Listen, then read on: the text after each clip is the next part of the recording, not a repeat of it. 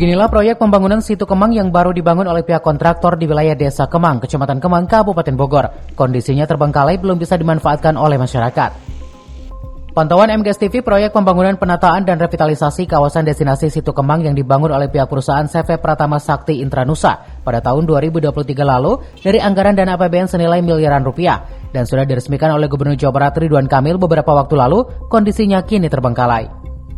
Tak hanya itu, sejumlah bangunan warung kopi, sarana kamar mandi, toilet, sarana olahraga dan arena bermain yang berada di area situ bangunan tersebut mubazir.